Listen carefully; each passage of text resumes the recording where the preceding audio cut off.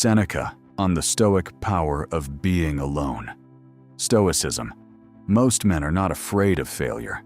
They're not afraid of hard work. They're not even afraid of pain. They're afraid of being alone, not because solitude is painful, because silence reveals the man they've been avoiding. That is why so many people keep themselves surrounded by noise. Music fills every quiet moment. Podcasts accompany every walk.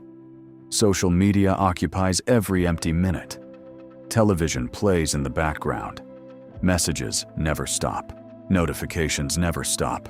Conversation never stops. The world has become remarkably efficient at helping us avoid ourselves. Yet the Stoics believed something completely different.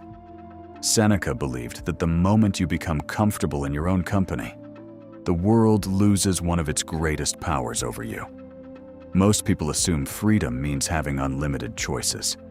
The Stoics believed freedom begins when you no longer need constant distraction to feel at peace.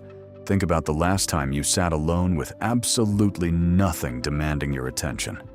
No phone, no music, no conversation, no screen, no task, just silence. How long did it take before your hand reached for distraction? A few seconds? A minute? Most people never ask why. They assume they are bored. The Stoics would have asked a different question. What are you trying not to hear? Because silence has a strange quality. It never creates who you are. It reveals who you already are. When the noise disappears, your fears begin speaking. Your regrets begin speaking. Your ambitions begin speaking. The conversations you have been postponing with yourself suddenly become impossible to ignore. That is why solitude feels uncomfortable for so many people. Not because they dislike being alone, because they have never learned how to be alone with themselves. Seneca understood this deeply. In Seneca's Letters from a Stoic, paragraph 5, he reminds us that the wise person does not seek constant escape through external distractions. Instead, he cultivates a mind capable of remaining peaceful in its own company. Because true wisdom grows where honest self-examination becomes possible. This idea feels almost revolutionary today. Modern life teaches you to fill every empty space. The Stoics taught you to protect it. Modern culture says that silence is something to eliminate. The Stoics believed silence is where clarity begins. Most people spend years searching for better relationships, better careers, better opportunities. Very few spend time becoming someone they themselves would enjoy spending an hour with. Yet that is exactly where Seneca begins. Not with the world, with the man. Because if you cannot remain peacefully in your own company, no amount of company from others will ever remove that discomfort. The journey you are about to begin is not about escaping people. It is about returning to yourself. And before you can understand why solitude became one of the greatest teachers of the Stoics, you must first understand the addiction almost every modern person shares: the addiction to noise. Noise is the modern addiction. There was a time when silence was unavoidable. Today, it has become almost impossible to find. The moment you wake up, the noise begins. Your phone lights up, messages arrive. News competes for your attention. Music fills the room. A podcast plays during breakfast. The drive to work becomes another opportunity to consume something. Then social media, then conversations, then television, then another video, then another notification. By the end of the day, your mind has heard thousands of voices, except one: your own. Most people believe they consume noise because they enjoy it. The Stoics believed something deeper was happening. People consume noise because they fear silence, not consciously, quietly. Silence asks questions that entertainment allows us to postpone. Am I living according to my values? What am I running from? What kind of man am I becoming? Those questions become difficult to hear when life is permanently loud. The modern world celebrates constant stimulation. The Stoics practiced deliberate stillness, not because they hated the world, because they wanted to hear themselves think before the world told them what to think. Imagine standing beside a mountain lake before sunrise. The surface of the water is perfectly still. Every tree, every cloud, every detail appears with remarkable clarity. Now imagine throwing stones into that same lake every few seconds. The reflection disappears. Nothing outside has changed, only the surface. The human mind works exactly the same way. Constant stimulation creates constant disturbance, and a disturbed mind struggles to see itself clearly. This is why so many people mistake distraction for peace.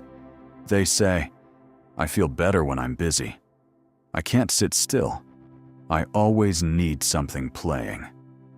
They are not describing peace. They are describing dependence. The moment the noise disappears, restlessness appears. Not because silence created the discomfort, because silence exposed what distraction had been covering.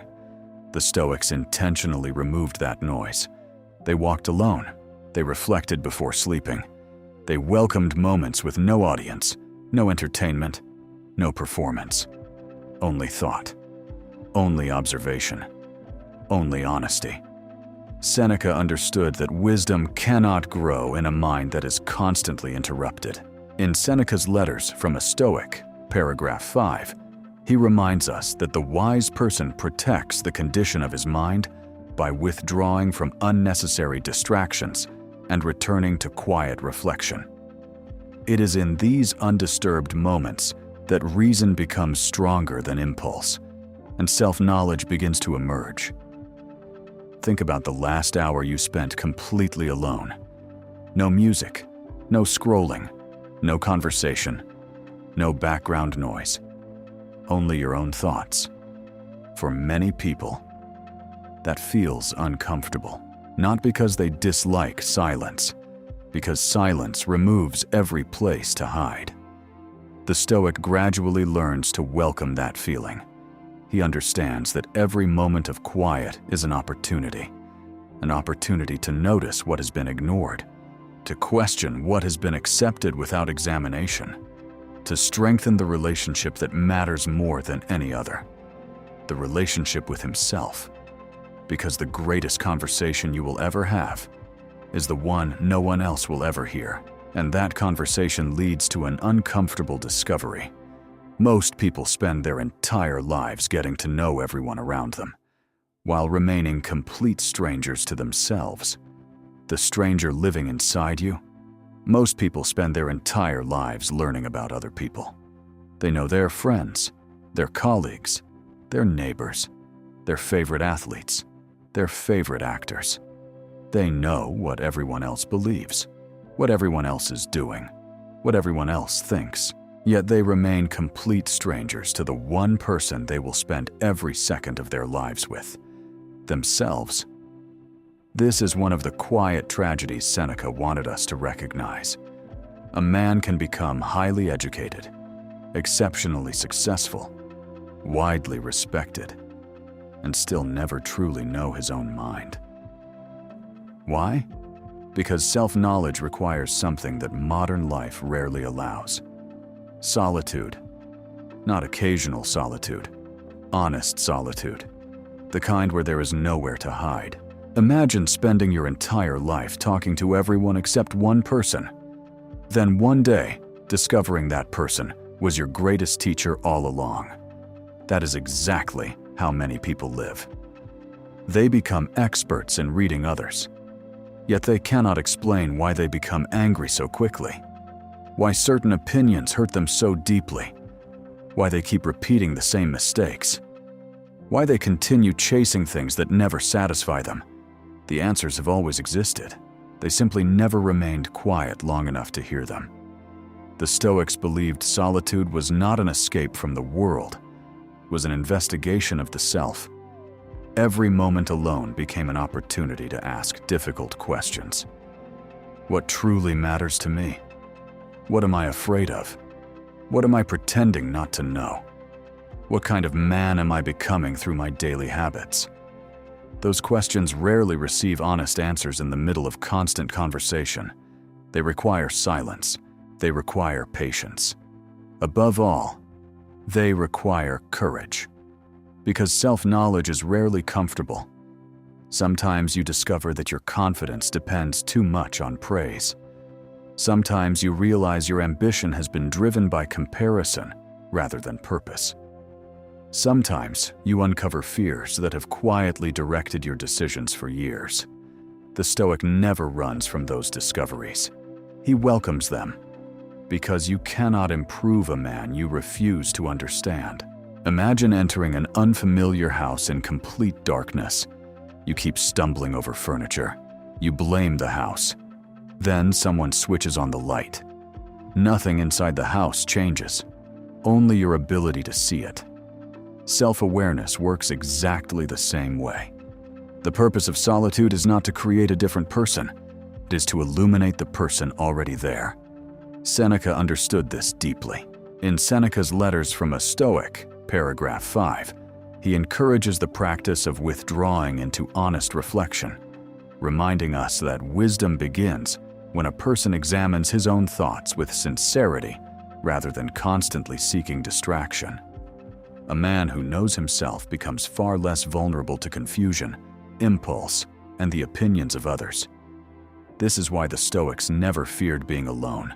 They feared living an entire lifetime without ever meeting themselves, because the greatest relationship you will ever build is the one with your own character.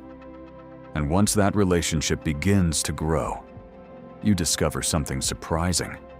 Being alone and feeling lonely are not the same thing at all. Loneliness and solitude are not the same. Most people use the words loneliness and solitude as if they mean the same thing. The Stoics believed they are complete opposites. Loneliness says, something is missing. Solitude says, I have finally stopped searching outside myself. One comes from dependence, the other comes from freedom. Imagine two men sitting alone in the same room. The first constantly checks his phone. He hopes someone will call, someone will text, someone will notice him. Every minute feels heavier than the last. The silence feels like rejection. Now imagine the second man. The room is identical. The silence is identical. Yet his experience is completely different. He reads. He reflects. He writes. He thinks. He enjoys the absence of interruption. Nothing outside has changed. Only the relationship each man has with himself. That is why solitude is not determined by how many people surround you. It is determined by whether you enjoy your own company.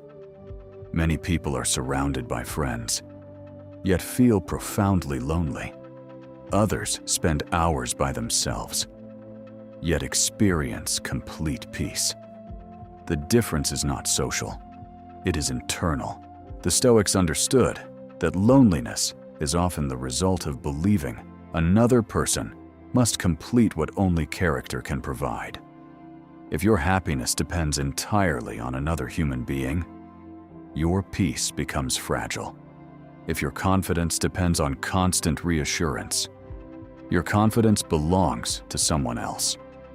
If your identity disappears the moment you are alone, you have not yet built an identity. You have borrowed one. The Stoics wanted something far stronger, a man who could enter an empty room and never feel empty himself. Not because he rejected relationships, because he no longer depended on them to discover his worth. Imagine carrying a candle through the night. Most people try to borrow someone else's flame. The Stoic learns to protect his own. Then, when he walks beside others, he brings light instead of asking for it. That changes every relationship, because relationships built from need create pressure. Relationships built from wholeness create freedom. The Stoics never encouraged isolation. They deeply valued friendship. Seneca himself wrote beautifully about loyal companions and meaningful relationships. But he also understood that friendship becomes healthier when it grows from two complete people, not two incomplete people trying to rescue one another. In Seneca's Letters from a Stoic, paragraph 5, he reminds us that the wise person develops an inner stability that does not disappear when external company is absent. Solitude becomes an opportunity to strengthen reason, not a punishment to endure. This changes the way you experience every moment alone. Silence no longer feels like abandonment. It becomes restoration. Time alone no longer feels like waiting. It becomes preparation. You stop asking, "Who will stay with me?" You begin asking, "Who am I becoming while I am here?" That is the quiet transformation Seneca wanted every man to experience, because the moment solitude becomes peaceful, you stop searching for constant escape. And when you stop escaping yourself, something extraordinary begins to happen. For the first time, you meet the man who remains when every distraction, every audience, and every source of validation has disappeared. Solitude reveals your character. There is one question almost nobody asks, not because it is difficult, because the answer can be uncomfortable. Who are you when nobody is watching? That is the question solitude quietly asks every man. Not when he is surrounded by applause, not when people admire him, not when success makes confidence feel effortless, when he is completely alone, without distractions, without recognition, without anyone expecting anything from him. What remains? The Stoics believe that character is never discovered in public. It is revealed in private. Imagine an actor standing on a stage. The lights are bright. The audience applauds. Every movement is intentional. Every word is carefully chosen. Then the performance ends. The theater becomes empty. The costume comes off. The applause disappears. Only the man remains. The Stoics wanted to know that man, not the performance. Because the world often rewards performance. Virtue rewards authenticity. Many people become experts at appearing disciplined. They speak confidently. They quote philosophy. They project strength. But the moment nobody is looking, their habits change. Their standards disappear. Their principles become negotiable. The Stoics understood something profound. Your true character is not measured by what you do in front of other people. It is measured by what you repeatedly choose when no one could possibly know. Do you remain honest when dishonesty would never be discovered? Do you continue working when there is no applause waiting? Do you keep your promises to yourself even when breaking them carries no consequence?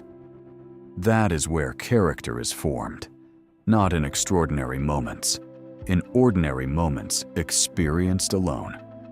Seneca believed solitude was one of the greatest teachers because it removes every external influence. There is no reputation to protect, no audience to impress, no approval to seek, no criticism to fear. Only you. And that is exactly why many people avoid being alone. Because solitude removes every excuse. You can no longer blame distractions. You can no longer blame other people. You come face to face with the habits, thoughts, and decisions that quietly shape your life. That confrontation is uncomfortable, but it is also liberating. Because once you see yourself clearly, you finally know what needs to change. Imagine a sculptor standing before a block of marble. He does not become frustrated because the stone is unfinished. He studies it. He notices every rough edge, every unnecessary piece. Then, little by little, he removes what doesn't belong. The Stoics approached their own character the same way. Solitude became the workshop where that sculpture was created. Every quiet evening became an opportunity to examine the day. Where did I act wisely? Where did I surrender to anger? Where did fear guide my decisions? Where did I fail to live according to my principles? Not to judge themselves, to improve themselves. Seneca reflects this beautifully in Seneca's Letters from a Stoic, paragraph 5, encouraging the practice of honest self-examination in moments of solitude. He reminds us that wisdom grows when we are willing to observe ourselves without illusion, because only the person who sees his own faults clearly can begin to correct them. This is why solitude is so powerful. It strips away every mask. Eventually, you stop asking, "What do people think of me?" You begin asking, "Can I respect the man I become when no one is watching?" That question changes everything, because the strongest confidence is never built from applause. It is built from the quiet knowledge that your private life and your public life are guided by the same principles. And once that happens, a different kind of confidence begins to emerge, one that almost nobody notices, yet everyone can feel, the quiet confidence nobody can see. There is a kind of confidence the world celebrates. It is loud. It demands attention. It announces itself before entering the room. It wants to be admired. Then there is another kind. You almost never notice it, until you meet someone who possesses it. He speaks without trying to impress. He listens without feeling the need to interrupt. He walks into a room without asking whether people approve of him. He leaves without wondering what everyone thought. The Stoics believed this was the only confidence worth building, because it cannot be given by the world, and it cannot be taken away by it. Most people confuse confidence with attention. The more followers they have, the more confident they feel, the more compliments they receive, the stronger they believe they have become, the more successful they appear, the safer they feel. But what happens when the applause stops? What happens when the relationship ends? When the recognition disappears? When the audience looks somewhere else? If confidence disappears with those things, it was never confidence. It was dependence wearing confidence as clothes. Seneca wanted something much deeper, a confidence that survives complete silence. Imagine a tree growing high on a mountain. It receives no applause, no admiration, no audience. It continues growing because growth is its nature, not because someone is watching. Character should grow the same way. The strongest man does not become disciplined because people expect it. He becomes disciplined because he expects it from himself. He does not tell the truth because it improves his reputation. He tells the truth because it protects his character. He does not remain calm because someone is observing him. He remains calm because peace has become part of who he is. This is why solitude is such a powerful teacher. It removes every external reward. When nobody congratulates you, will you still do the right thing? When nobody notices your progress, will you continue improving? When nobody applauds your discipline, will you remain disciplined? Those questions reveal whether your confidence belongs to the world or to you. Seneca understood this deeply.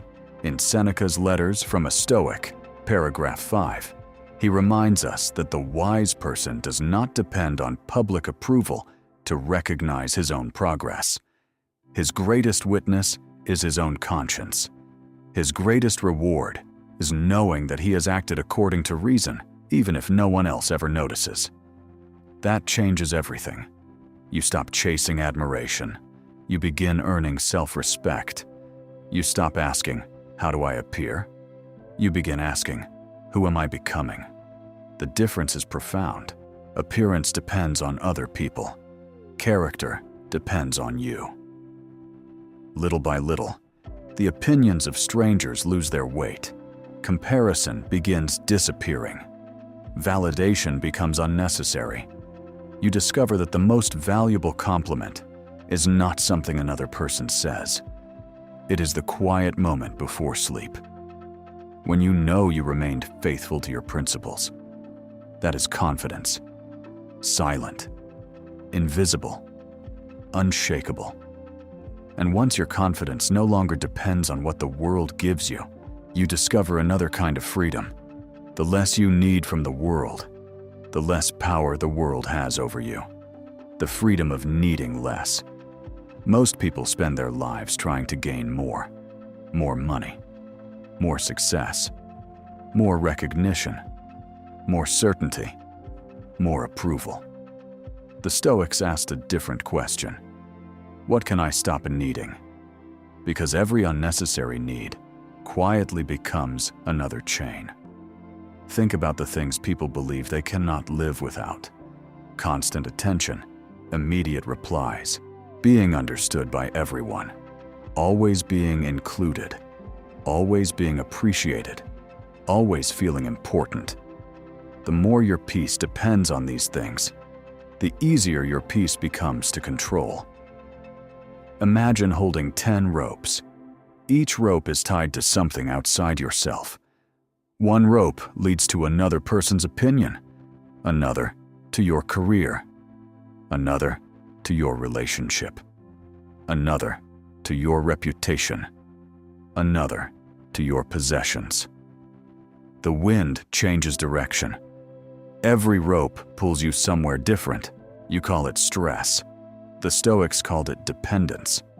Now imagine cutting those ropes one by one, not because those things have no value, because your freedom has greater value. The fewer things required for your peace, the stronger your peace becomes. Seneca understood that true wealth was never measured by how much a man possessed. It was measured by how little he required in order to remain content. That idea sounds almost impossible in the modern world. Everything around you encourages dependence. More followers, more attention, more possessions, more validation. The Stoics moved in the opposite direction, not toward poverty, toward independence. A man who needs constant praise can be manipulated with criticism. A man who needs constant reassurance can be manipulated with uncertainty. A man who needs everyone to agree with him can be manipulated by rejection. The less you need, the fewer doors the world has into your mind. This does not mean becoming emotionally distant. It does not mean rejecting relationships. It does not mean pretending you need no one. The Stoics valued friendship deeply. They loved sincerely. They served others generously. The difference was simple. They never made another person responsible for their inner peace. Imagine carrying a cup already filled with clean water. You can still receive more, but you are no longer desperate for someone else to fill it. That is how the Stoics approached relationships. They gave from fullness, not from emptiness. They loved from freedom, not from fear. Seneca reflects this beautifully in Seneca's Letters from a Stoic, paragraph 5, reminding us that the wise person gradually frees himself from unnecessary dependence on external circumstances. The goal is not to own less, but to require less in order to remain governed by reason rather than by desire. This changes the meaning of strength. Strength is no longer measured by what you accumulate. It is measured by what no longer has the power to disturb you. The approval you no longer chase, the status you no longer need, the comparison you no longer entertain, the reassurance you no longer depend upon. Little by little, the world loses its ability to negotiate with your happiness, because happiness no longer sits outside you. It has quietly returned home. That is why the Stoics believed solitude was never the destination. It was preparation. Preparation for returning to the world without becoming dependent upon it. And that leads to the final lesson Seneca wanted every man to discover. The purpose of solitude was never to escape life. It was to return to yourself, so you could face life with greater wisdom. Return to yourself. Most people believe the purpose of solitude is to escape the world. The Stoics believed the opposite. The purpose of solitude is to return to the world as a better man. They never withdrew because they hated people. They withdrew because they understood that a mind constantly occupied by the world eventually forgets itself. Imagine an archer preparing to release an arrow. Before it can move forward, it must first be drawn back. From a distance, that movement appears to be retreat. In reality, it is preparation. The Stoics viewed solitude the same way. Every period of quiet reflection was not a step away from life. It was the necessary movement that allowed them to engage with life more wisely. Most people spend every day reacting to messages, reacting to opinions, reacting to headlines, reacting to criticism, reacting to praise. Little by little, their lives become directed by whatever demands their attention first. The Stoic interrupts that cycle. He steps away, not to avoid responsibility, to recover perspective, because perspective is impossible when your mind never stops reacting. Seneca understood that the greatest danger was not the world itself. It was allowing the world to occupy every corner of your mind. In Seneca's Letters from a Stoic, paragraph 5, he reminds us that the wise person regularly returns to himself through reflection, examining his thoughts, his actions, and his character. Only by stepping away from the constant influence of external events can reason regain its rightful place as the guide of life. This practice changes the way a man walks back into the world. He no longer enters every conversation needing approval. He no longer enters every disagreement needing victory. He no longer enters every relationship searching for someone to complete him. He arrives already complete, not perfect, complete enough to stand on his own principles. Imagine a sailor crossing a vast ocean. No matter how skilled he becomes, he must constantly return to his compass. Without it, every current begins deciding his direction. Solitude became that compass for the Stoics. Every quiet moment brought them back to what truly mattered. Virtue before reputation, character before success, reason before emotion, purpose before distraction. That is why the strongest men in history were rarely the busiest. They understood the value of returning to themselves before returning to the world.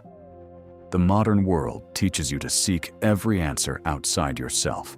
The Stoics gently invite you to look inward first. Not because every answer already exists inside you, but because wisdom cannot grow in a mind that never pauses long enough to examine itself. This is the quiet paradox Seneca leaves us with. The man who is comfortable alone becomes better with other people. The man who no longer depends on constant noise learns to hear what truly matters. The man who no longer fears silence discovers that silence has been teaching him all along. He returns to the world with greater patience, greater clarity, greater discipline, greater compassion. Not because the world has changed, because he has. And that is the true Stoic power of being alone. It was never about escaping life. It was about becoming the kind of man who can fully live it. Tomorrow, the world will invite you back into the noise. Another notification, another opinion, another distraction, another conversation that demands your attention before you have had time to hear your own thoughts. Nothing about the world will become quieter. People will still compete for your attention. Your phone will still ask to be checked. Your schedule will still become crowded. The pressure to stay constantly connected will still be there. Seneca never expected the world to become peaceful. He believed peace had to begin somewhere the world could never reach. Within you. That is why he asks a question that every man should answer honestly. When the world becomes silent, are you someone you enjoy spending time with? Not because you have achieved everything, not because you have become perfect, because you have become truthful with yourself. The Stoics never saw solitude as punishment. They saw it as preparation. Preparation for clearer thinking. Preparation for stronger character. Preparation for wiser decisions. Preparation for deeper relationships. Because a man who has learned to live peacefully with himself no longer enters the world searching for someone else to complete him. He enters the world ready to contribute. He no longer speaks simply to avoid silence. He speaks because he has something worth saying. He no longer seeks attention simply to feel significant. He finds significance in the way he lives. He no longer fears being misunderstood. Because he understands himself, he no longer fears walking alone. Because he has discovered that he is never truly alone. His principles walk with him. His discipline walks with him. His character walks with him. That is the freedom Seneca wanted every man to experience. Not freedom from people. Freedom from dependence. Freedom from the constant need for approval. Freedom from the fear of silence. Freedom from the endless search for validation outside himself. In Seneca's Letters from a Stoic, paragraph 5, he reminds us that the wise person carries peace wherever he goes, because it has never depended on the crowd around him. His greatest companion is a well-governed mind, and his greatest refuge is a character shaped by reason. That is why solitude becomes one of the greatest gifts a man can receive. It teaches him that happiness cannot be borrowed. Confidence cannot be borrowed. Purpose cannot be borrowed. Peace cannot be borrowed. All of them must be cultivated from within. So the next time the world becomes quiet, do not rush to fill the silence. Stay there, listen, observe. Allow yourself to meet the man beneath the distractions. Because the greatest conversation of your life may begin the moment every other voice disappears. If this lesson helped you see solitude through the eyes of Seneca, subscribe to the Discipline Code. Every week we explore timeless Stoic wisdom to help you build self-discipline, emotional resilience, mental clarity, and the quiet strength that comes from mastering yourself before trying to master the world. Until next time, protect your peace, guard your character, and remember, the strongest man is not the one who is never alone. It is the one who has learned to become his own greatest companion.